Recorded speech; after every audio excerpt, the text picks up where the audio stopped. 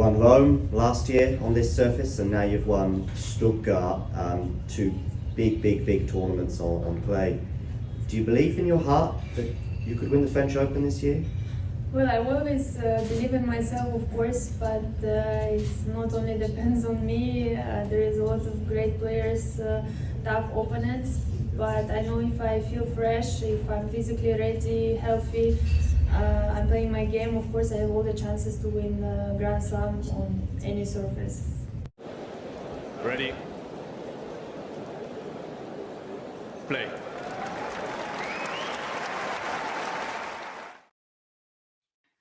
Well, hello there. Welcome Yeah, we're to live.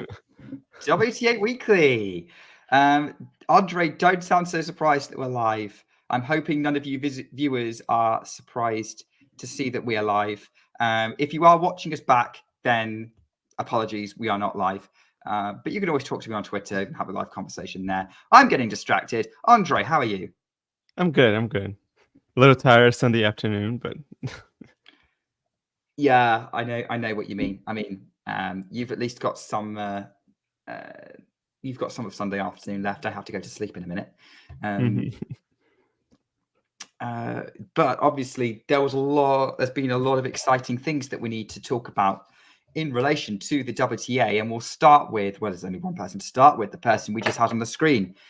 Elena Rybakina is the Stuttgart champion, coming through an absolutely stacked draw, taking down Iga Swiatek in the semi-finals, who was undefeated at this tournament, obviously queen of clay right now. I said pre-tournament that she was a threat for the title. If you go back and watch the last episode, we were looking at it like, oh, Rybakina's got a good shot here, and proved to be the case. I do think there were people who were kind of sleeping on her a little bit this tournament, and she's kind of come in and proved too good for everyone else. Yeah, she had to win all of her matches except for the final in 3 sets, so she had a tough time. But she beat like some really good players on the way, including obviously Iga Swiatek, 3-time defending champion. I think is 2-time. Yeah, absolutely fantastic. But yeah, fantastic run, and like the final was just the icing on the cake with the way that she dominated. I mean, I guess there's been a bit of discourse on Twitter at the minute, because you mentioned obviously she won everything except the final in 3 sets. Does Rybakina have a 3-set problem? Does she leak sets, or were these genuinely tough opponents? Excuse me. Kudermetova, you can see this obviously. Swiatek also very much obviously. She was even like not the favorite for that match, so it would have been doubly surprising if she had won in straight sets. Paulini's like maybe she's been having such a really good season so far, right? So you could expect like 7-5. It's a top set, like it was a hard battle. I don't think she has a 3-set problem per se. I think that all of those matches she's won the first set, so I think that she's at least like a good. She's able to, at least when she wins the first set, to be able to like get back together and like win in the decider. When she falls behind the set, I think it's a little bit more different. But I guess like everybody on tour is not necessarily like a over 50% winner on coming from a set behind. So yeah, I mean, I won't say that she leaks sets, but yeah, surprisingly, as good as her serve is, maybe I would say she drops more sets than I would say she should have. But I don't know. What's your take on this? Yeah, I think it depends on each match. Yeah. I think this question was prompted by some conversation I had on Twitter with a few different people. So let's do with each match, these Stuttgart matches. As Jean is pointing out rightly, something I was going to say was she's not lost a decider since losing to Blinkova in Australia. It's like since the Australian Open loss, she's kind of locked down and gone, I'm never losing another deciding set. The Kudermetova match, she did drop her level in set 2. the Paolini match, Paolini fought back and made it a contest, and actually it was a early breakup in the third, before Rybakina kind of stomped on it. But like Paolini was able to kind of absorb and redirect a little bit in the second set and just keep herself in it. Swiatek is Swiatek, and was always in the mix, and it was a super close match, and it deserved to go 3. I think she's only really gotten to 3-set battles since she came back from illness in Miami. Before that, she was really efficiently, for the most part, getting 3 matches. So I think there's a certain level of recovery here playing a part. That being said, given the way the Kostyuk final went, and I do wonder whether some of that was to do with Kostyuk's energy levels, maybe that Swiatek win is going to be a massive confidence booster for her, and this will become less frequent. Yeah, and yeah, I think she's kind of growing a little bit, like after as you said, like there was like some problems with illnesses before, and that's not new even in her career. But I think she's kind of growing into like this person who's, especially as you said, like after the Blinkova match, she's been kind of like learning how to win those matches and learning how to win those tough encounters, and just kind of pull her level up in the deciding sets. So I think that's kind of something that, it's just good to see. I think she always had that in her. I think surprisingly, I think she's been showing a lot more emotion on court. I'm not exactly sure like what is it, like maybe she was actually shy of showing emotion before, but now I just kind of see it when she's frustrated. I've been noticing that a lot more, like hearing more come-ons, like whereas like before, like she was ice queen for a reason. Not that she isn't anymore, but I feel like there's something more coming out of her, and I think this may be part of her just kind of like learning how to be in those situations. There was definitely some more emotional volatility in Miami. I think Stuttgart, she kind of locked that back down. Like that Swiatek match, she wasn't particularly vocal, actually. She kind of just got on with it. But yeah, you're right. There has been more signs of it, but I think the Ice Queen approach isn't going to entirely go away, as you've said. We saw a clip earlier with Rybakina of John, who was in Stuttgart, asking questions, and asking her about, can she do well in the service? Is she a contender for the French Open? Is she underrated on clay? I think so. I think that's like a problem that big servers have. Like big flat hitters, they just are associated with fast courts. So they're normally necessarily seen as the contenders on clay, especially because on clay those weapons are more easily circumvented. Like players can find more ways to combat these issues, but she's been moving really well. I think she's complete on all both wings, like the backhand and the forehand. She's not like a serve and volleyer, so it's definitely makes it even the comparison like not necessarily as true anymore. I think she's underrated, but I would say mostly because other players have reached the finals at Roland Garros, where she has not. So, or have been played really great matches there. Like I think Sabalenka also might be a little underrated on clay, even though not as much as I would say Rybakina. But it's also probably a product of like just the fact that Swiatek is just so far ahead in terms of at least like a achievement on clay that we just tend to like look at everybody as like a huge underdog. So I think the fact that she's beaten Swiatek this tournament leads us to ask this question, because if Swiatek had either not played or lost to someone else, we might be having a different discussion about this right now. Yeah, that is very true. Although actually I still ask the question because the Swiatek defeat does do well. The Swiatek victory for Rybakina does put a massive sort of point in her favor of her being a clay court player.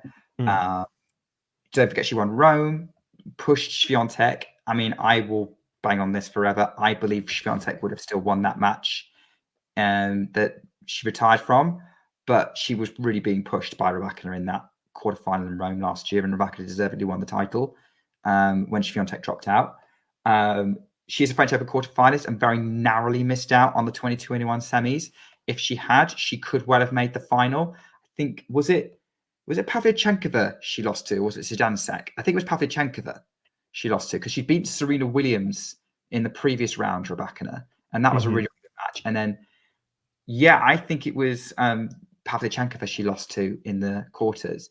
But that fight, if things had gone a little bit different way, closer match, she could have been playing Krejcikova in that final. We would have been saying very different things about her. And her first WTA title was on clay.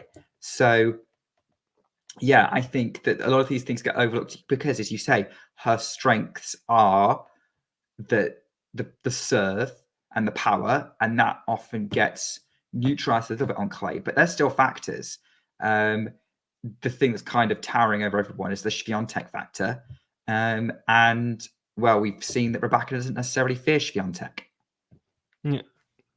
Yeah, I think that this match really comes to prove that. And honestly, like, I feel like a big serve and a big forehand go well on any surface, like not just, especially like if you want to go into like the homogenization of like surfaces and whatnot. So maybe it's a little easier nowadays to like make it like be as effective on hard as it is on clay. But yeah, I feel like even still, like case in point, Swiatek is better on clay than she is on grass. So there is a difference on surfaces, and even still, like nowadays, the pros would know those differences better than the amateurs. But I think that Rybakina is not a bad mover. She's not like a awkward mover. She especially on the forehand side, like going on the cross court when she's pushed, she has an extremely good technique that she allows her to, even vary some of her shots as well. She's not just like a flat hitter. She sometimes adds some spin. She can get into those moonball contests sometimes if she needs to. It's not that she's just that power, but she does have it available to her, which makes it very easy, makes it very convenient, I would say, actually. So, yeah. Yeah, absolutely. So, yeah, do not rule Elena Rybakina out. Yeah. In fact, I would say, and my key question is, we've just had a picture of Rybakina and Swiatek. Are those two players moving ahead of the pack, even ahead of Gauff and Sabalenka? Are they going to be the key rivalry of 2024? Because at the minute, they are by far the most consistent two players, and they've played each other twice already this year. Yeah. What do you think? I mean, it's always tough to say. Like, I don't want to say recency bias, because you put it correctly that they have been pretty consistent. I don't know. I really don't know what to think. Like, Sabalenka is pretty consistent, especially on the Grand Slam. So I think we can expect her to go deep. So yeah, I really want to see. I like that we had the Rybakina Swiatek match. I wish we could have had like a Rybakina Gauff, or like maybe a Rybakina Sabalenka, or a Swiatek Gauff, Swiatek Sabalenka. Some of those matches, I think with some of those matches are the ones that I kind of want to see a little bit more of before I can call if she's moving ahead of the pack. It's not by much. That's probably what I would say. Like in the they're still reachable. I think they're still reachable. I was leading with that question a little bit because that's what I think. I think that Iga and Elena are moving ahead. Sabalenka is a factor at slams, but she's not making herself a factor at any other tournament. Pretty much. I mean, she's 4-4 since Australia. Gauff is a little bit more vulnerable compared to the other three, but she is winning more than pretty much everyone else in the field. There is a top four. I will still say there's a top four, but for 2024, the Iga and Elena are the most consistent. And regardless of how they match up with each other, and by the way, I do want to see Rybakina Gauff because we haven't seen that match for a couple of years. I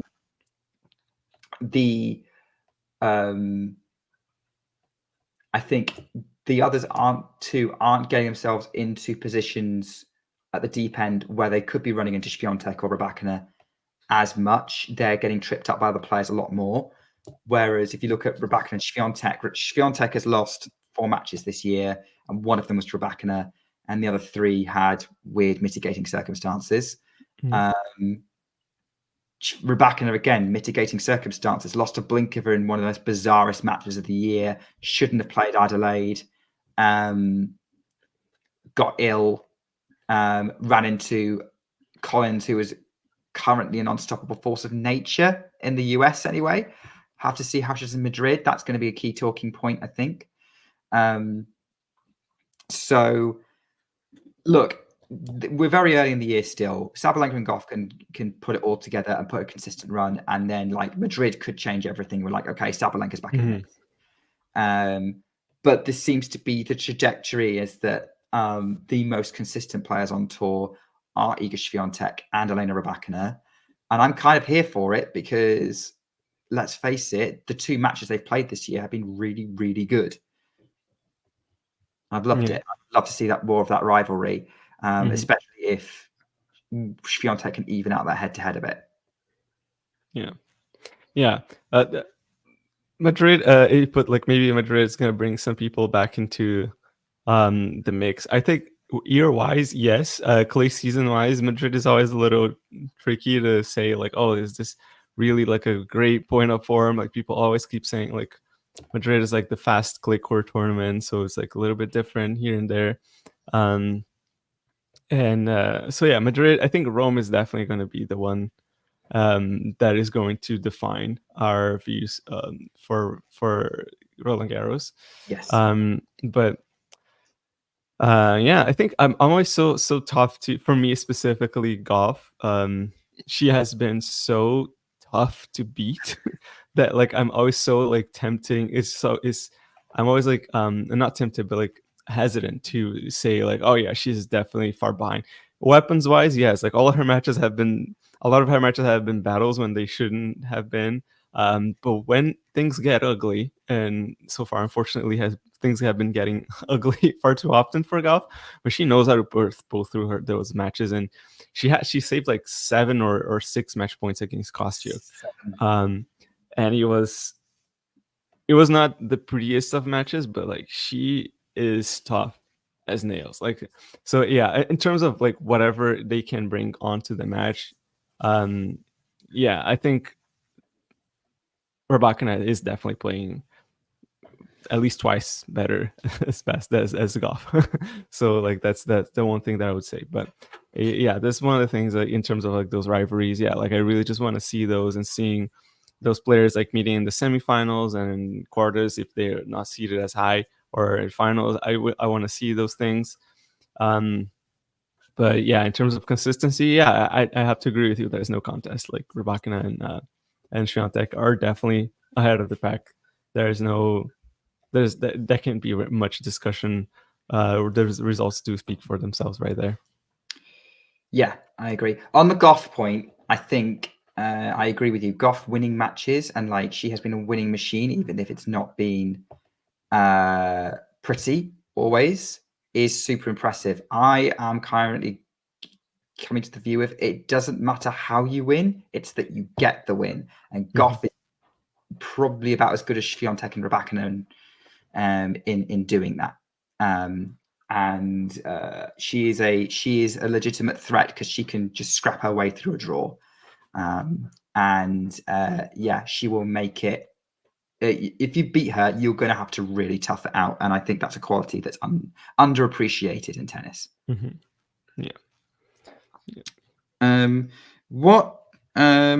I guess before we move on, I do have one more important question about Elena Rybakina. What do you think she's going to do with the Porsche? She can't drive it legally. Does she not have a driver's license? Is that the point? She doesn't. She said so after the semi-final. I mean, it's not that she needs the money to selling, or she's not necessarily. If she could sell it or just give it away, she could probably buy another one or even a more expensive version soon enough whenever she gets one. But she could probably get also a big garage that she can keep it in until she retires or decides to get her driver's license, and it's just gonna be nice for memorabilia. Yeah, I think that's probably what it's going to be. She's going to get a garage and stick it in there. Maybe she'll let her sister drive it. Yeah, it's still a Porsche. So it's nice to look at. I mean, also, if anything's going to incentivize you to get a driving license, it's having a Porsche in the garage. Yeah. And it's not one of those sporty Porsches either. It is like one of those slightly more practical ones. Yeah, it's like a nice street Porsche. Yeah. Okay. I do want to talk about Swiatek specifically. Like we've talked a bit about the rivalry. We've talked a bit about them pulling ahead. This wasn't a bad loss for her. Like, okay, her streak in Stuttgart is done. It was nice while it lasted. But I have noticed there hasn't been as much deconstruction of this loss compared to others. And I'm wondering if it's because of the status Rybakina has as a rival to her at the minute in 2024 and sort of becoming one of the leading members of the pack. She's kind of, if anyone's going to beat her, Rybakina would be one of that small group of players that's expected to, or like it's less of a, it's the expected challenges. But also, as we said, like Rybakina has caused her problems in the past. But I don't know if you have any other thoughts on why maybe there's not been too deep an analysis on this Swiatek loss. I think you can probably find somewhere a deep analysis of this loss, but at the same time, it's like it's Swiatek is the queen of clay at the moment, for sure. Yes. But a loss for Swiatek, I'd say, I don't know. Do you think we're projecting too much of Rafa Nadal on her, even though we try so hard not to? But because, like, I don't know, like it's just like you prefer personally, yeah. I don't, because she's her own person, really. Yeah. She's not Nadal. It's a very different field to Nadal. She's not necessarily streets ahead of the pack on clay like Nadal was. Yeah, but exactly. Also, Nadal did occasionally lose to Roger and Novak on clay. Heck, he lost a couple of times. Yeah. So yeah, I feel like it's no use to like get so shocked about this loss in Stuttgart. It is a tune-up event for Roland Garros. They do not have 3 Masters 1000, so most players do end up. So that's why Stuttgart Draw gets like so packed. To be fair, because there could be a 1000 event like this week or before on clay, but there isn't. So this tournament is important, but at the same time, it's just like, it's gonna happen. She's gonna lose on clay regardless. It's Rybakina. She plays well. They're not that different in terms of like how their levels are at. Like, and I 100% and agree with you. Like, I don't put any of Rafa Nadal and Swiatek except for maybe her inspiration that she gets on him, like in terms of how she approaches the game and things like that. But she is a different player. She's a different person entirely. So just because she has a speedy forehand and is good on clay doesn't make it like Nadal. So I think that overanalyzing this and getting super shocked over this, like it's not productive. It's I don't think it matters. Like the loss is a loss. She played really well. And there's still another 2 tournaments, another entire month of clay court tennis to be played before we hit the clay courts in Paris again. So and that's why it's going to matter most. So yeah. And of course, you know, we haven't even hit true clay yet, which we will in Rome. So there is that perspective. Also, since 2022, Swiatek has lost 3 clay matches. Sorry, 4. All of them have gone 3 sets. Like, she's really, really hard to beat on that. And even then, I'd say she's lost 3 matches because I'm not counting that retirement. And that's Garcia, Sabalenka, and Rybakina, all of whom are players who would cause her problems anyway with the way they are, with the way they approach the game and just how good they can be, especially Sabalenka and Rybakina.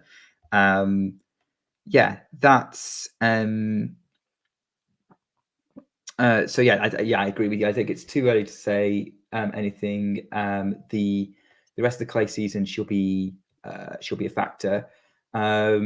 It's probably also too early in her career to compare her to other like WTA clay greats like Evert, Graf, Enan, Selesh, Sanchez Vicario. Those are the names off the top of my head. Like that are, I know Serena and Sharapova were good on clay, particularly Serena. But the names I just mentioned are probably the most strongly associated with the surface. Mm-hmm. Yeah. She's just kind of caught us by surprise, Swiatek, over the past few years on clay. That like the hype is real, but yeah, I don't think on that note, actually, I've mentioned the 500 and the Stuttgart level, and you said like we are still about to hit real clay soon. But how much do you put like in terms of stock about like this tournament in Stuttgart over the years in terms of like success at the French Open? I think there's a relevance to it. I think I always look at who the semi-finalists are for a potential deep Roland Garros run. And certainly, like at least one of the Stuttgart semi-finalists has made an impact. But I certainly wouldn't read too much beyond that, sort of like winners sort of dead set on, especially since only really Swiatek and Sharapova have done that since the tournament's been in inception. Yeah. Do you know what? This might be a little bit of a tangent, but I do want to cover this because it's a question I kind of put out there, a little bit of one of my leading questions on Twitter. And I kind of made it very generic, but smart people like Vance realized I was talking about Swiatek. And there's been a lot of talk about Swiatek's matchups with big hitters like Rybakina.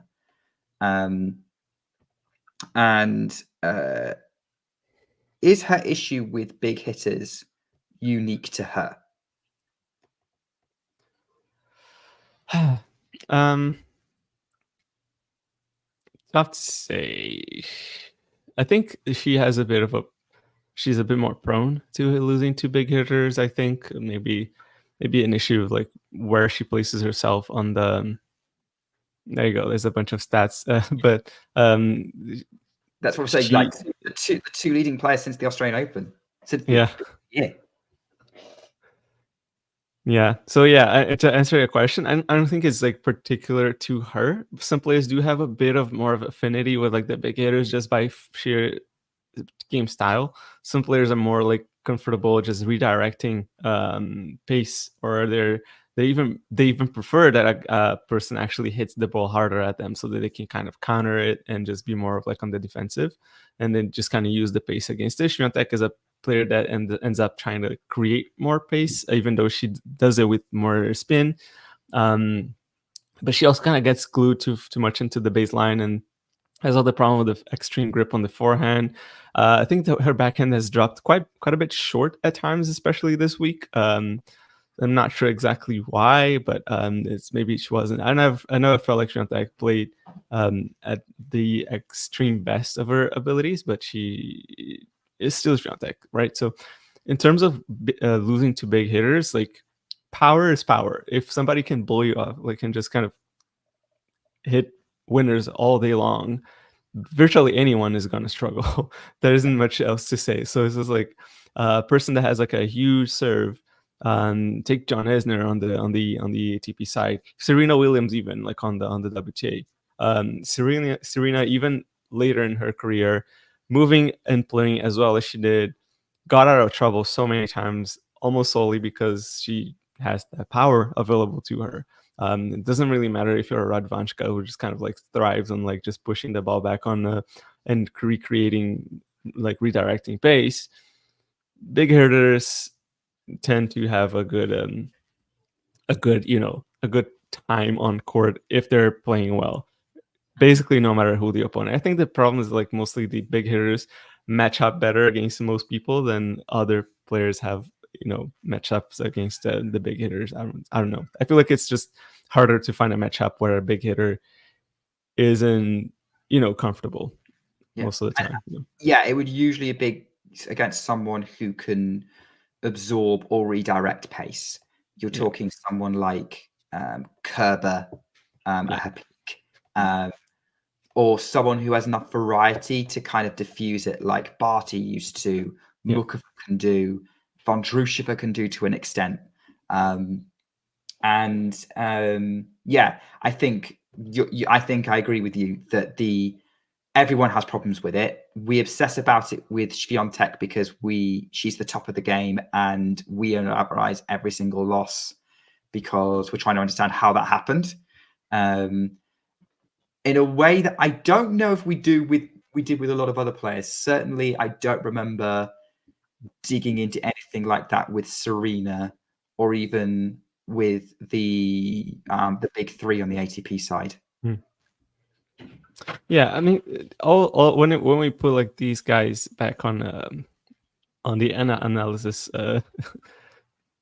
when on the board, it's always a little bit harder just because they're legends and they have like everything in their arsenal, so it's a little bit different. But yeah, I think hitting hard with patience, which is kind of, I feel like it's essentially like Rybakina's trademark. It's a really good combo. Like no matter who you play against, you can always try to. I believe you can always find a way if you can do that. Somebody mentioned in the comments Ostapenko being Iga's kryptonite, but I think it's a bit of that's its own matchup, I would say. Yeah. And Ostapenko was a name like Owen replied to my tweet, and we basically came to the conclusion Ostapenko is Ostapenko, and she can hit anyone off the court. Yeah. But there are some players that she just does what she wants. She hits the same way whoever she's playing. Yeah, exactly. So, yeah, it's kind of you can read a lot into it. I guess, and this is me kind of saying something as a fan and kind of sharing a little bit of opinion what I enjoy about tennis. I am impressed by big hitters. They're not my favorite style to watch, and so I am usually rooting for the ones who can bring something a little bit different to combat that. And actually, on the whole, Iga Swiatek does that pretty well. She still beats more big hitters than she loses to, regardless of surface. But like other players, like Muguruza, like fantastic player. Hope she comes back soon. Barty was great to watch. I love watching Fernandez and her ability to redirect. That was just on full display at that US Open. This is a little bit of a monologue from me on the subject. That's kind of just putting that out there as big hitters might be more likely to be successful, but I think I personally appreciate the ones who manage to find success without necessarily having to go for all power. Like Swiatek is all about that spin, which gives her the pace to hit through the court. Yeah, I like those two. I like players. I think the comment that's on screen right now, Muguruza. I think she's one of my favorite players. I really love watching Barty play just because of the ways that they can hit the ball. Like it's just really interesting to watch. Like they just kind of come up with like different things, and it's surprising. But like I think at the end of the day, like the only type of tennis that I kind of really really dread would be just surf body. But that's the only type of tennis that I kind of really don't enjoy watching all that much. Which we never really got a lot of in the women's games history. I think Navratilova really kind of did it.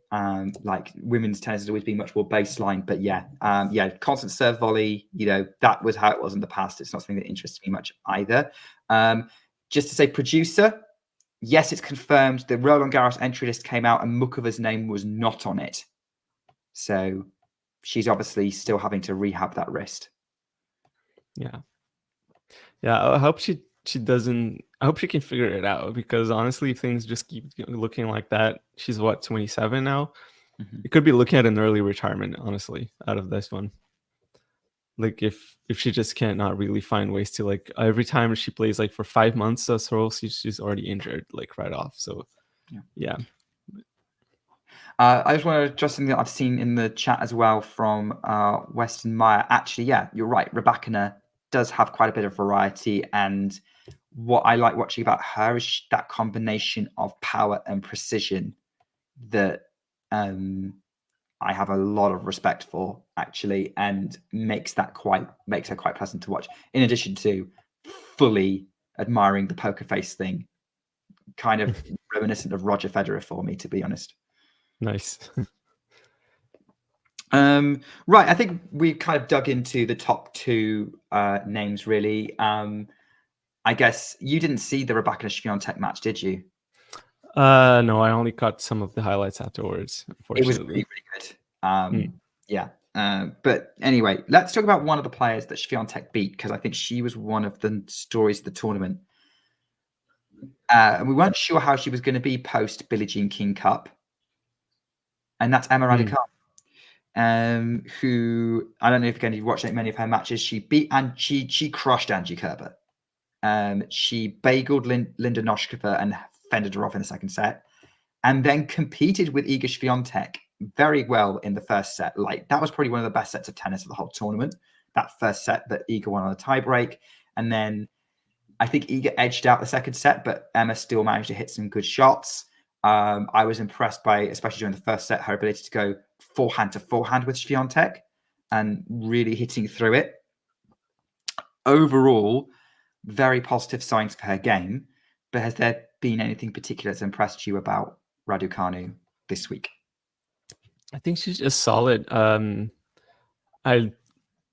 I like everything in her game. I think she's got every shot. I think she's great everywhere. I mean, I guess great is just to use like this, giving some like poetic license with this word, please. But she's really, really good. Like I don't really see any issues with her game at all. Like her technique is really fluid. She hits well from the backhand as well as from the forehand.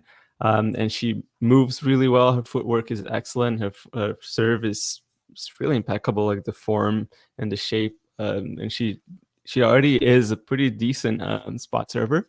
She doesn't get as great a serve as Rybakina, for example, but she's really good. And I think she's playing with so much, like, confidence and maturity. It's always a little tough to see like Raducanu's progression in the game because she won that US Open. It's just like, where do we begin? Like, is it a normal curve right now? I think I tweeted something about it that like the US Open happened. So that's basically like, okay, we know that she can do this, but we can't, the way that things are now is just like, okay, this is kind of like in the back burner. It's like, we have confidence that she can win Grand Slams because she has already done it. But let's treat Raducanu now as a player who is, if she hadn't won a Grand Slam, we could say like, oh, she definitely will win a Grand Slam, because I think that she has that talent. She just needs to like grow in her game and just like get her ranking up. I think she's just excellent. I think that, save for injuries, which hopefully are done for her, she's 21 years of age. It's just, I really expect her to be, I think she's like outside top 250, 284 or something in the world right now. Yeah. Yeah, I would expect her to at least finish the year inside the top 100, at least, I would say. The tennis that she's playing would be at least deserving top 50, top 30. I agree completely. Especially, I mean, this week was definitely top 20 tennis. And I think there's two things that, might have been holding her back. One, confidence. Maybe some of the coaching input she was getting initially when it wasn't great. I'm kind of on record in saying that I think she definitely picked at least one coach that wasn't right for her. And then injuries, I think, also played a part. You can't necessarily hit through the ball if you're trying to control it, trying to hold back and not hurt yourself, or trying to play through kind of physical restriction. There's no sign of that. She's back with her childhood coach, Nick Cavaday.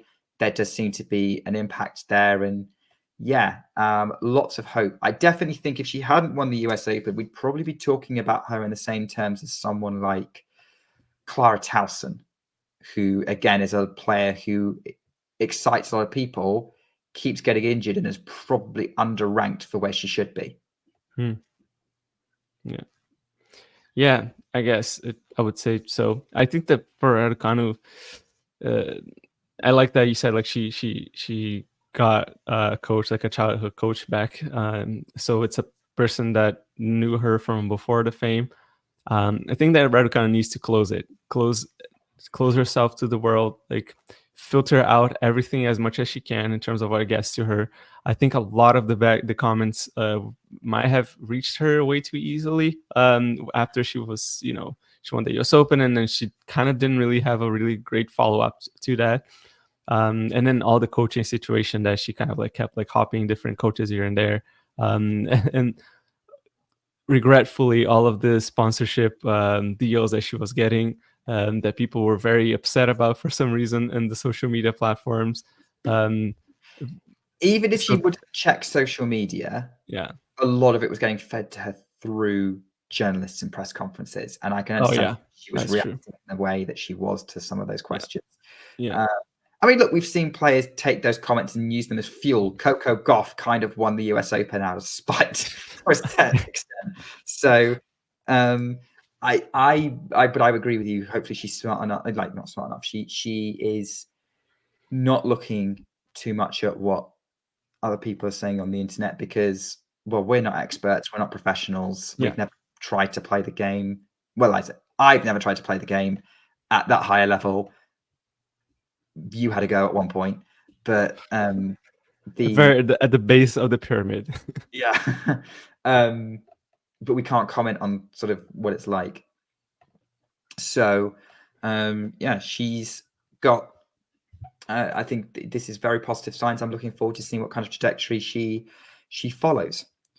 Player who is arguably, again, someone else young player, same age as Raducanu, but doesn't have that Grand Slam to kind of add that extra bit of pressure on her, is Marta Kostyuk, who was the runner-up in Stuttgart and was honestly the real star of the tournament, because she won 3 absolute epics, then dismantled Marketa Vondrousova to make the final. Where has this come from? Like, what's improved for Kostyuk this year? Confidence, mental strength, I would say. Like, it's one of the reasons why she was able to win most of her matches. I was a little skeptical. I feel like she, in the past, sometimes like I felt like she was like hot and cold, and then like she was like really on fire, and then she was winning points in games, but then like there was a dip, and then she would let her frustration get a little to her head. But this time I feel like it was a bit different. I think she kind of flipped the switch, especially I would say like against Zhang or in Goff. I fortunately got to see quite a bit of Kostyuk's matches this week, just because the time zone just kind of worked for me. But I think she kind of flipped the switch in terms of like using those negative moments as fuel to play better. And the emotion that she was like using is like a bit of like those players that like are overly emotional on court, but not necessarily overly, but just like they're emotional on the highest end of the spectrum on that one, but to their favor. I think if she were to close down and just kind of like try to like hold it in, I don't think she would have played as well. I think she's a player that needs to leave it all on court when she plays, and I think that she's kind of been doing that a lot. And I think a bit the same as I would say with Raducanu. Maybe Kostyuk is even a better mover. She's a great defender. I think her forehand slice, open stance on the defense has won so many points that she should have lost this week. So yeah, I feel like that was like she's a player that has pretty much everything, and she can just keep her matches a little shorter. Maybe seeding has something to do with that as well. But yeah, I think she can, just only grow from there. She's now ranked 27 in the world, I believe. Not sure if the rankings were updated already, but no, they won't be updated quite yet. Still probably got a few more hours to go, but you can check the live rankings, I suppose. But yeah, she's currently like 9th in the race. Maybe actually 7th now. So she seems on course for top 10, but obviously she's still got to keep this momentum up. And I guess, I mean, I have a question down of like, when will she get that 5 consecutive matches? Because for me, that's kind of what I look at for like big title contenders is someone who's done that at least once, like 5 consecutive matches at 500 level or above. So 500 title, Masters final, Grand Slam semi-final. Actually, Kostyuk has already done that because she reached the Indian Wells semi-final, and that required 5 consecutive matches. It's a funny definition. Like you could count that or not. I'm willing to count it, but if you want to be kind of universal, maybe you shouldn't. But if she was going to do that again at a Grand Slam, is that going to depend on the draw kind of working out for her? Or does she have the capability of, well, we've seen she has the capability of beating Goff. She did that in Stuttgart, but does she have the capability of pulling off an upset against someone like Sabalenka or Rybakina or even Swiatek? Sorry, what's the question? Like, do you think she can get a Grand Slam semi-final or something like that? Or would she need the draw to kind of fall in her favor a little bit? I think everybody needs the draw to be a little bit on their favor, but I would say for Kostyuk, yes. Especially as I said, like I think her matches were just too long. You can't really afford to like keep going the distance like on this many early matches. Or she's a seeded player, so she will be seeded for the French. Hopefully, I don't think things are looking pretty up for her in that regard. So she will be facing lower ranked opponents from rounds 1 and 2. So it depends on who she gets on round 3. But I think that at least a quarterfinals, I would say, is very much in the cards for her. If the draw doesn't really place her like against, I would say maybe Swiatek, I would say it would be a tough question. But even still, like I would like to see that happening if that was the case. But I think she can do at least a quarterfinals, and then it depends on who's on the other side of the net. Yeah, I think so. I think quarterfinals is definitely on the cards. I guess it's kind of like, I think maybe, I'm asking these questions because I'm like, well, how good she could possibly get. But let's face it, what she's doing already is pretty good, and she's going to have a pretty nice season. As she said, she's going to start being regularly seeded for Grand Slams, which is where she belongs. Yeah. I think she can at least win a title this year. I think a 250 is not. Yeah. Yeah, definitely 250. Maybe at a 500 if the right 500. Yeah. Especially now they have like restrictions, right? So that will be like a little bit more difficult for her to actually end up entering a 250 or something. I don't know. Actually, we're saying that like she could have won that 500 in San Diego. It's just Katie Boulter had the week of her life. Oh yeah, it's true. Well, one of the players that Kostyuk didn't get into a long match with was actually Marketa Vondrousova, who beat Arina Sabalenka, got to the semi-finals, and has to be said, for last year's Wimbledon champion, that's a promising sign after a tough start to the season. Probably not a surprise given how comfortable she is on clay. Yeah, I mean, for me, I'm low on sample size for watching Vondrousova's match. A lot of times, like when I watch, she was either not playing her best. I missed like some of her best matches just out of timing. But it's there. Like she's got like, I think you've mentioned something about how she's able to kind of similar to Barty as well, like in terms of like being able to diffuse players with some variety. Maybe something about her confidence has been low. Like I think there's something to be said about it because of some of the results and things like that. But yeah, I think she's got a great game for clay courts, like lefties. She's got like some really good angled forehands as well. And I if I'm not mistaken, she's pretty competent at the net as well. She's not afraid to go up there as well. So that's always an interesting thing to look at. So yeah, I want to see more of her, but I wouldn't necessarily put her on my favorites list for the French Open. But yeah, I think she's probably in that list of potential disruptors at the French. I certainly think that she could very likely end up on my power ranking ahead of Roland Garros. I could see her beating Sabalenka again, honestly, to be fair. I think she could beat Goff. That too. But yeah, it's plausible. Well, like, let's round up on Stuttgart. I think one of the main things I'm going to remember this year about Stuttgart is, apart from all the amazing coverage we got from the channel on here, like, there was so much, like, so many great interviews with players, like press conferences, footage, like the Instagram stories were fire. But like, one of the things about Stuttgart was there were so many good matches.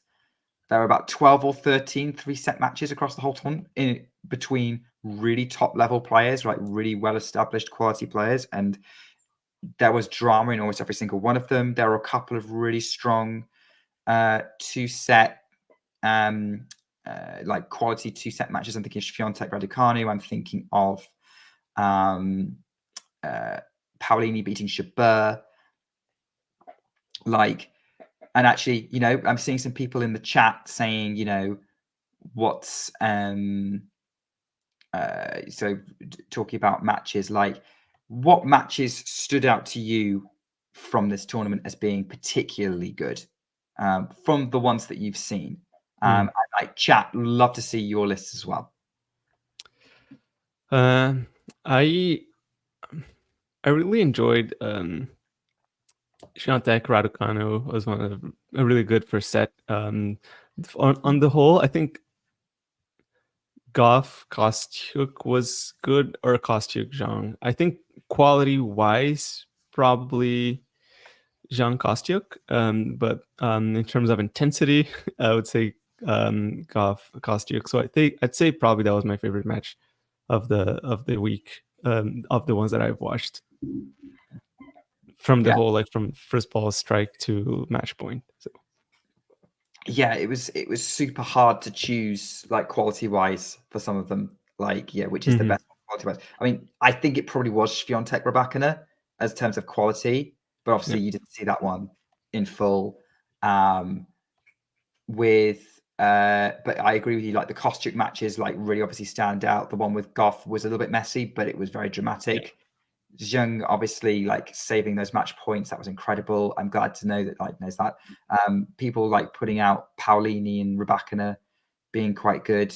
Kudermetova Krejcikova, some people liked. That one's a bit of a Marmite one. Yeah, so many brilliant moments. Like, yeah, I didn't realize Rybakina Paolini was such a popular one, but I do remember thinking Paolini fought like hell during that match and made it really, really good. Yeah, I mean, yeah, I'll try and see if I can get a replay of Rybakina Swiatek, because this probably seems to be the real final of the week, if you will. So, and looks like look, a lot of people saying some positive things about Jasmine Paolini, and also lots of positive things about Stuttgart as well as a tournament. And it does, to me, feel like a secondary WTA finals with the kind of feel that attracts. And it's indoors, so obviously kind of like how you would expect an end of year finals would be, because obviously for the start of the ATP final sets. I'm going to be honest, I think I might, if I can go one day, I probably would.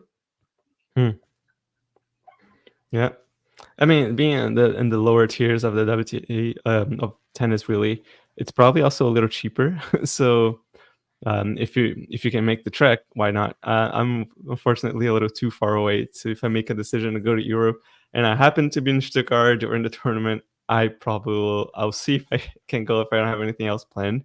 But yeah, it's I love tennis. I think smaller tournaments like this.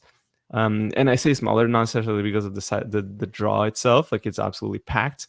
But if you look at the stadium is not huge, so you are guaranteed to be very close to those players playing extremely good matches, and they are going to be those players are treating this tournament as a good tune-up event for French Open. So I think you're expecting to see good matches, as there were like so many that people said that were really good tennis this week. So yeah.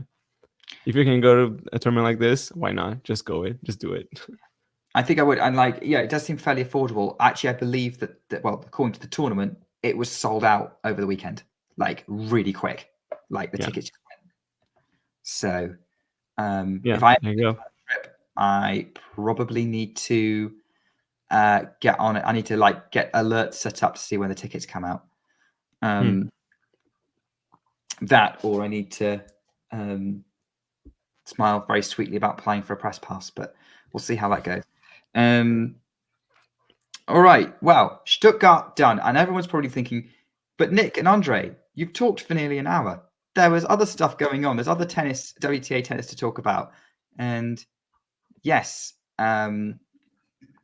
we do. And yes, there is. So there's a couple of names I want to talk about before we move into previewing the Madrid Open. So the WTA draw is out, has been out for a few hours now.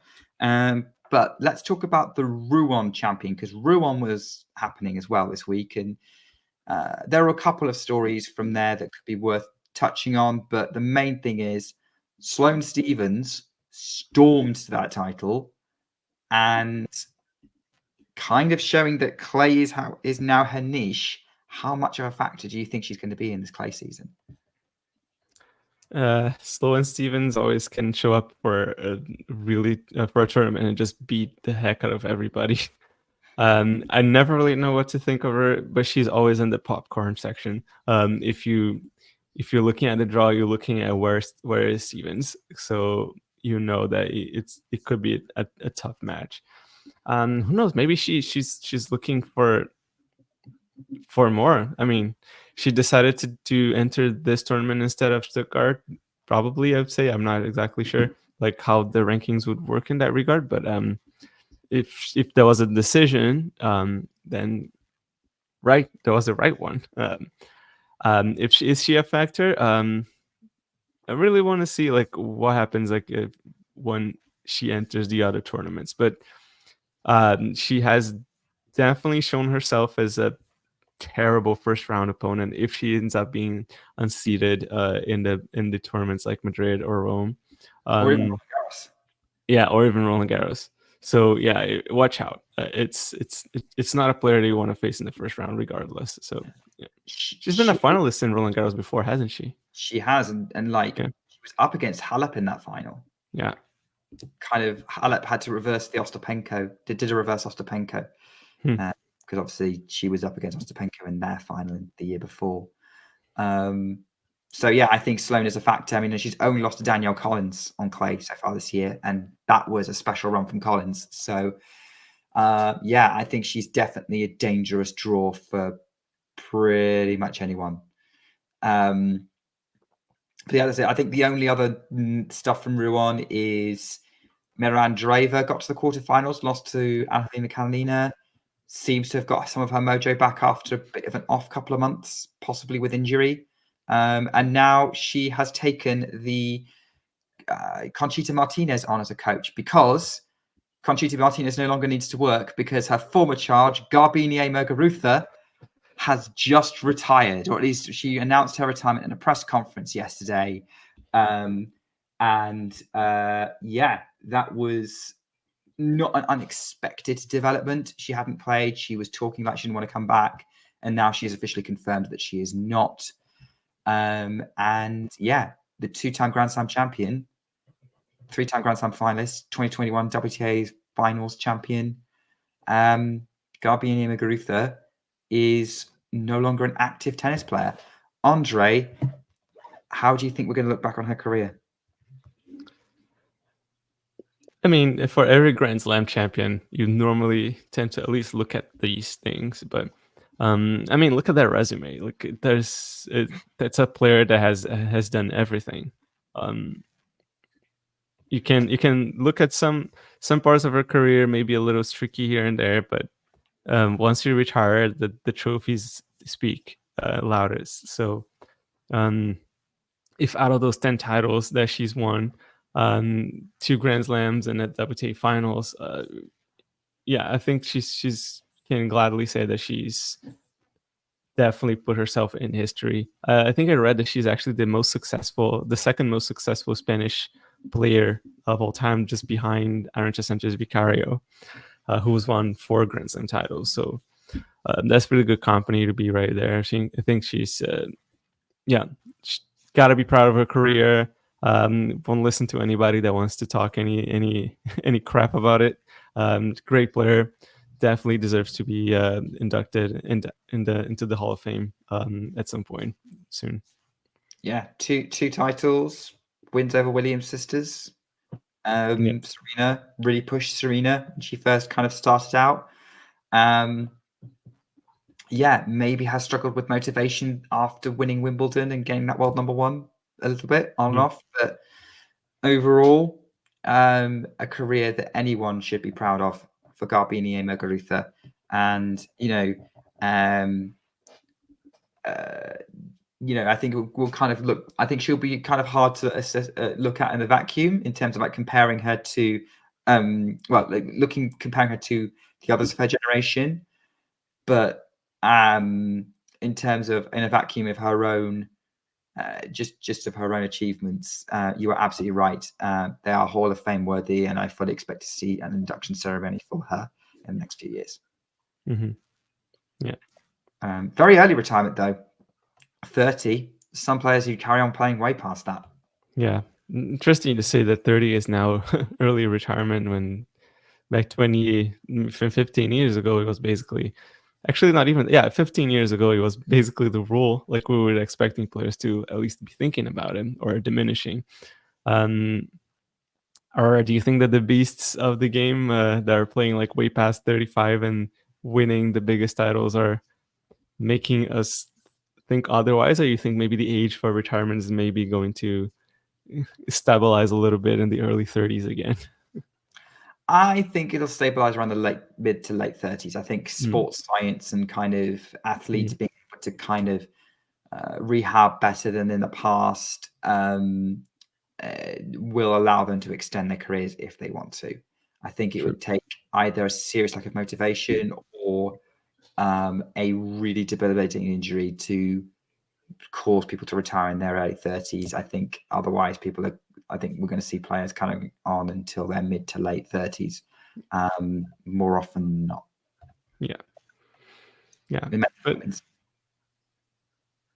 So I'm just saying that after doing all that she did, deciding that she doesn't want to play anymore, it's great. She did everything that anyone could have dreamed of.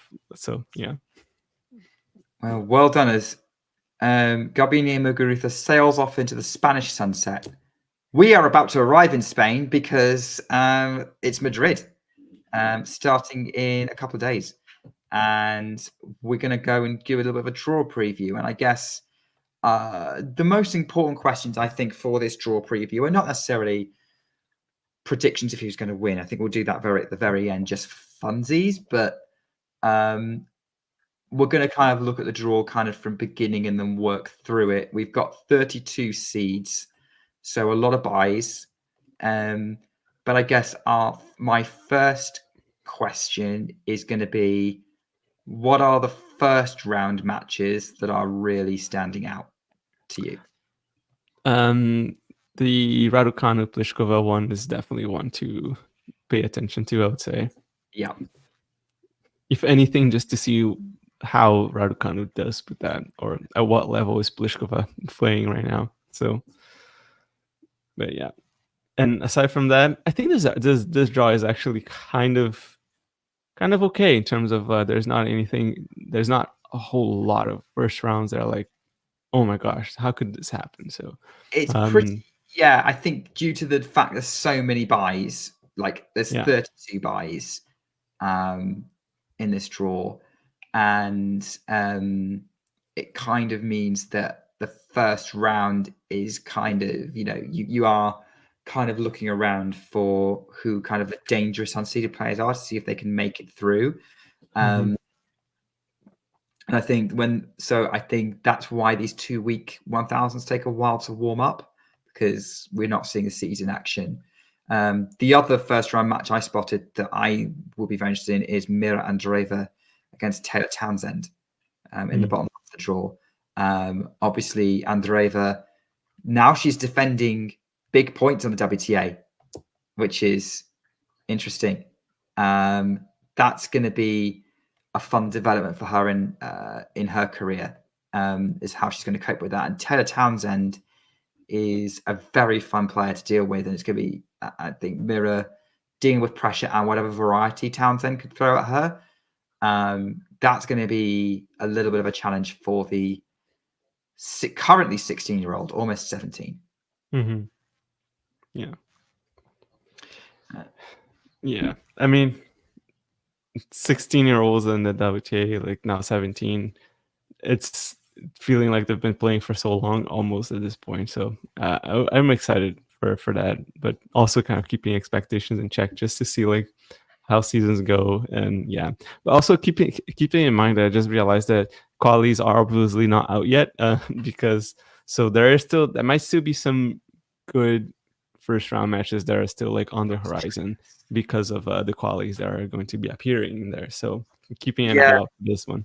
The qualies are going to be the big deciding factor. That's true, and there's going to be some players kind of making their way through there. So yeah, probably we're doing the draw preview at the wrong time, but certainly in terms of the automatic access, it's those two matches. Because yeah, Raducanu, Pliskova, how Raducanu deals with Pliskova's flat strokes if Pliskova shows up could be interesting. On the other hand, maybe Pliskova might not be able to live with Raducanu moving her around in the way she's been doing with her opponents. But yeah, former world number one versus former US Open champion. Take that one. But yeah, obviously, yeah, qualies haven't been placed yet, so we can't necessarily talk about sort of everyone who's potentially in the draw. But what I'd like to do is just go through section by section. And I want to ask you, same question for each quarter. So again, we'll look at the top 4 seeds. Swiatek is number 1 seed. Goff is in her half of the draw as number 3 seed. And then Rybakina is in Sabalenka's half. But who would you, I guess, in like each quarter, we'll start with the Swiatek one. Who could you see as the potential threats in that section that could prevent Swiatek from making a semi-final? I appreciate that's a big ask for Swiatek on clay, but there are still some quality players in there. Yeah.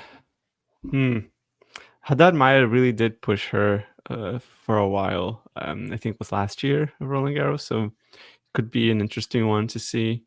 I think maybe Navarro was probably the biggest threat right there. Sakkari, if she shows up like with the level that she has played, I think back in Indian Wells or something, but probably my money would be on Navarro for a big run again. She's just been playing really well, and I think the courts in Madrid would probably suit her better than they would like a more like slower red clay, like as we would have said, like Rome. So yeah. So for that to happen, obviously Navarro would need to play the winner. Her bias, she's going to play the winner of either Marie Bushkova or Katerina Siniakova. Tricky opener, whichever one that's going to be, especially on clay. Then it would be a last 16 match against Haddad Maia, a qualifier, or Caroline Wozniacki. Wozniacki on clay doesn't have a great history, despite maybe being a bit more built for that one. And then quarterfinals, as you mentioned, Sakkari's probably a favourite to get through that, although she does have Sloane Stephens in that section, who could be a factor depending on how she does. Stephens would have to get through Martina Trevisan, which actually that's a first round match I think is noteworthy. Two very good clay court players coming up against each other. Mertens as well, pretty good on clay. But yeah, Sakkari's the one standing out to me. So Navarro would really have to fight her way to a potential quarter for Swiatek. But I agree with you. I'd love to see how that matchup worked out. I don't disagree. I think that she would have to play some really tough matches before she got to Swiatek for sure. And like we look at Swiatek's section, no, I think we're going to struggle seeing her. I think Svitolina is the only name I'm looking at who has a potential to potentially stop her from making the quarters. And even then, that's going to be a tough ask for the Ukrainian. Yeah. Agreed. Yeah. So on the whole, Swiatek is the heavy favorite to make at least the semifinals in Madrid. Yeah. Okay, same question again for the next section. Goff. There's probably going to be a few more names being thrown out here. Who do you see as being the biggest threat to Coco Gauff making, or biggest threats to Coco Gauff making the semi-finals? To Coco Gauff, could we see maybe Ostapenko, or on a very long shot, maybe Keys? Could be an interesting one to see. If it was if this draws in the hard court, obviously I would probably have picked Keys, but right now maybe Penko I think could be an interesting one. Or is Ostapenko's head-to-head against the Gauff like a super horrible one? I can't remember. I'm really bad at those. Looked. But yeah, if get on that one, the Ostapenko Gauff rivalry, or Jean can get in there as well. So, but I think Keys is actually pretty good on clay, and Madrid should be all right for her game style. Mm-hmm. Yeah. Here we go. Okay, Gauff has a 2-1 head-to-head over Ostapenko. Yeah. So Gauff did really routine her in the U.S. Open last year, but Ostapenko is kind of plays great matches and then play really bad matches, so it's tough to say. Yeah, but also Ostapenko is kind of in a bit of a rough patch when it comes to form right now, and I know it's Ostapenko, but she struggled in Billie Jean King Cup. She went straight out to Noskova in Stuttgart. Yeah. Since the Azarenka losses, she's been finding it hard to build up some momentum. Yeah. So yeah, I would love to say Ons in here, but Ons is also kind of like not in her best form, I would say. So she's getting like she was able to set off Collins and Charleston, got through a tough opener against Alexandrova, and then I think the Paolini match she had was still pretty tight, even though it was straight sets. Yeah, she's getting there, but you're right, it's going to be a bit of a fight for us. Also, could we say maybe Raducanu? Let's just throw her in the mix, just because. That would be fun. Raducanu, Madrid semi-finalist. I'd be up for that. Yeah. I mean, potential. Like, let's just do that crazy. Raducanu beats Pliskova. She then have to play Veronika Kudermetova. Wouldn't be unheard of to win that one. She then potentially have to play Ostapenko, a qualifier, or Paula Badosa, although Badosa's probably going to withdraw due to injury. In fact, I'm surprised she hasn't already. So again, it's going to depend on like which qualifier or lucky loser ends up in and how they fare against Ostapenko. Could see Raducanu beating Ostapenko in that scenario. And then last 16 would be Leila Fernandez, Diana Schneider, Anastasia Potapova, Sofia Kenin, Anna Karolina Schmiedlova, or Ons Jabeur. Leila Fernandez is someone you should keep an eye on. Same with Schneider and Potapova, but again, winnable. And then you've got your quarterfinal against Gauff if she makes it through. Well, Goff's got her open against either Brenda Kvitova or Arantxa Rus. Should win that one. And then it's going to depend on if she gets Yastremska or Anisimova in round 3. That could be tough, actually, either of those. Fourth round, I mean, like Jean's saying that Keys isn't great, doesn't have a great record in Madrid. She's got Linda Kvitova in her opening round. Osaka's playing a qualifier. Samsonova's not in great form. That section could be quite open. I could see Gauff making quarters, and then I would love to see a Coco Emma quarterfinal in Madrid. That would be awesome. Yeah. I would like to see Fernandez playing Raducanu again, and then whoever comes out of this playing Gauff, I think would be fun. But yeah, if I'm going to be crazy, I know you're going to ask this question. Should I just pick somebody already for the semifinals? From this section, yeah. I'm just gonna just go for it and just go for Raducanu right off the bat. Like, I know it's like the lowest chance of this happening, but I'm just gonna go for it. Yeah, you've convinced me. I'm going to agree with you. Nice. You've convinced me. I think Emma's the one who is showing the most promise out of most people in this draw, apart from Goff herself, who could still scrap her way into it, and would be the favourite to scrap her way into it. But obviously, we're looking at potential threats, and Emma seems to be the biggest one at the minute. I mean, I do kind of hope for Layla because I really like Layla. Obviously, being a fellow Canadian, you would probably be rooting for Layla to get through as well. Yeah. It's just tough to see her making much of an impact, unfortunately, right now. But I'm all in if she decides to play her best tennis all of a sudden and just go for it. So, yeah. I will not be angry if I am wrong and Layla makes it to the semifinals. That would be awesome. All right. Appreciate we're kind of going through this one, but let's look at the Rybakina quarter. So again, biggest threat to Rybakina making the semifinals from this section, or threats, I should say, plural, because there might be multiple. Do we see Kostyuk getting something out of her? She seemed to be a little tired in the final. Kostyuk would be a potential third round match. Kostyuk would have to get through Lauren Davis or Maria Sharif. That's a winnable match. I mean, Sharif might make it a real grind. I could see if it's Sharif. But Sharif's been kind of on and off. Rybakina's got Gia Brenzetti or a qualifier. I could see Kostyuk making a fight of it in that third round if they were to have the replay. But I also think Rybakina might just back up that win in Stuttgart. Yeah. Aside from that, maybe I think Zhang could, or Kazakina. Kazakina is, if she can find like more form and like play well, she can really push Rybakina, I would say. You've got Kalinina and Pavlyuchenkova in there as well. Kalinina's not a huge team. Pavlyuchenkova's had a good run here last year or a couple of years back. I see them, but at the same time, I'm like, I have my doubts, and I think Rybakina would just probably be a little too strong for either right now. So here's a threat I'm seeing in potentially what would be the fourth round for Rybakina. Katerina Alexandrova, former semi-finalist here, got that set off Swiatek last year.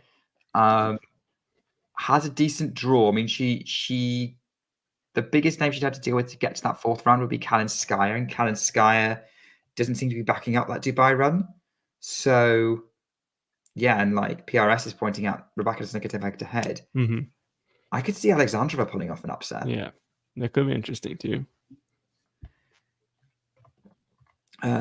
Or maybe it's a bit too early in the tournament for them. I don't know, but yeah, I'd say looking at this section, the biggest threat to Rybakina is probably Alexandrova. If she gets through that, she's probably making the semis. And then the Sabalenka quarter. And this could be very, very interesting because I'm calling it Sabalenka quarter. It's also the Collins quarter. Collins obviously hasn't lost a match since Indian Wells. Yeah. What to do with Collins? It's always the question right now. I wonder how much she wants to give for the clay season. Like, would that be one of her main priorities? It is her final season, so I don't really know what to expect. But what do you say? I think Collins is going for it, and she's building a lot of momentum. I do question how comfortable she's going to be outside the US in terms of like personally. But if she's just swinging for it and here to have fun, then I think she's still a big threat, especially on this faster altitude clay that Madrid brings. And I'm looking at this draw, and she and Sabalenka could play in round 4, and like, no disrespect to Katie Bolter, but her lack of clay experience would probably put her behind Sabalenka. I would be very, very excited by a potential Collins Sabalenka fourth round. Yeah, that was the one I was looking at as well. I'd be really excited to see this one happening, almost regardless of the winner, honestly, to be fair. Obviously, if Collins does take that win and makes it to the semifinal, it just makes her already amazing season even more interesting. So, yeah. I'm looking at who else is like in this section. In the other, like there's Vondrousova who's seeded to make it the quarters, but Jasmine Paolini could have a lot to say about that. I could see Paolini making the quarters from this, or even Noshkova. Mm-hmm. Actually, this section of the draw is actually pretty packed. Mira Andreeva's in there as well. It'd be interesting to see how well she backs things up. If she gets through Taylor Townsend, she's got to get through Noshkova. But yeah, I'd say biggest threats to Sabalenka would be Collins. If not Collins, then Paolini or Noshkova. Yeah, maybe Vondrousova. I think it would be Collins right now, and maybe Vondrousova. Collins or Vondrousova. Out of this section, I think it may be too much of a recency bias, or just kind of banking too much on Sabalenka's ranking and obviously history in Madrid before. But out of this draw into the semifinals, I would say probably the winner of Sabalenka and Collins, if one of these two, I would say would make it to the semis. I would agree. I'd say they're the favourites to come through that section. Garcia's in there, but she's hard to predict right now. Okay, I'm gonna make bold. I'm gonna go bold. I think the semi-final from this half. We've said that the first half semi-finals, Swiatek, Raducanu. I think the semi-final from this half is going to be Rybakina and Collins. Rybakina and Collins. I would love to see that in the rematch. Oh yeah, rematch of Miami final. Yeah. Depending on how Alexandrova does, because like the backup, like the back of the one's the one I'm more shaky on, and I could imagine it being a Alexandrova Collins semi-final. I would say I'm just gonna go boring as well, and I'll pick Sabalenka. I think she's gonna reach the semifinals. I think it's gonna be Rybakina, Sabalenka on this one half, and then Raducanu, Swiatek on the other. It's gonna be the disruptor of the draw. Okay. If I'm going in one further, it's tough to say, but let me just go in Sabalenka, Swiatek in the final again. Okay. 1v2 rematch of Madrid from last year. Yeah. Who wins that final? I think Swiatek's going to get her revenge this time around. Mm-hmm. I think if that's the final, I agree. I think Swiatek would get her revenge. Yeah. I'm going to go a bit more rogue. I think the final is going to be Swiatek against the winner of the last 16 match between Alexandrova and Rybakina. That's going to be one of those two. Yeah. I'm going with Rybakina, but I'm playing safe-ish, and I'm going with a Swiatek-Rybakina final. And I think Swiatek gets her revenge in that match. Yeah, either way is going to be interesting. Yeah, I think she'll learn. Assuming that either of these players actually ever reaches the. Yeah, look, that's the problem with these predictions. Like, you could end up with Swiatek having a shock loss in round 4 to someone that you weren't expecting, and Rybakina going out to Alexandrova or Kostyuk, and then we're like, well, never mind that we have egg on our faces, and oh look, Ons Jabeur has just won it again. Yeah, I would love that. If Ons Jabeur wins, I'll celebrate as well. I would love that too. I just picked a name because it wasn't particularly likely. Maybe I'm being fair on. Maybe I should have said someone like Linda Noshkova. Yeah, that one would be shocking, honestly. What are you holding back on Noshkova for? I rate her quite highly. She's really good. It's just that the field, it's like, would you put her against the field? I don't know. It's I think it's shocking just in the sense of a lot of things would have to go well, I would say, or she would need to have an awakening, I would say, like in terms of like just beating all of the players in front of her. I wouldn't say that she would be in my top 10, maybe not top 10. I think maybe it's the top. I would say like top 5. Wouldn't be in my top 5 to win this tournament. I mean, the disruptors are dark horses. I would say a dark horse is a good title. I'm not necessarily talking Good about player. a title contender. I'm talking about Okay. her. In general. Oh no, nothing against her. She's a great player. Yeah. Yeah. Of Just course. in the context, yeah, of the tournament. That's what I understood the question to be of. But yeah. But yeah, I think Danielle Collins. Yeah,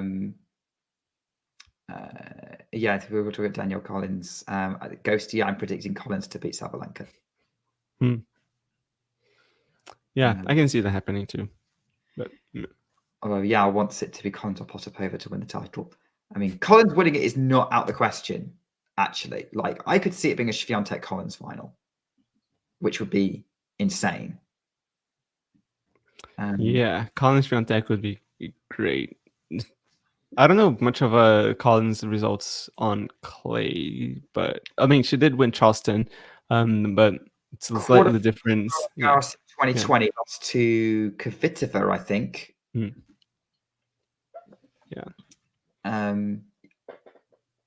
So, yeah. There we go. Right. Well, there you go. We have stuck our colours to the mast. It's probably going to be horribly wrong, but check back. But hey, we might be onto something here. So check back in and see next week, and you can laugh at us or just me, because I don't know if Andrew is going to be back next week. But you can come back and laugh at me like, Nick, what were you doing putting Emma Raducanu in the semi-finals? Why did you let Andre talk you into that? It's been fantastic having so many of you watching and interacting in the chat. Really great thoughts in there as always. So hopefully you enjoyed today's episode of WTA Weekly.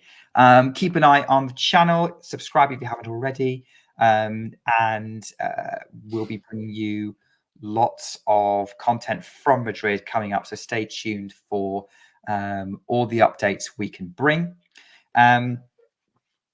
And it's going to be really, really exciting. Thanks, Andre, for coming on. Thanks for having me. It was a great time. Always a great time with you, Andre.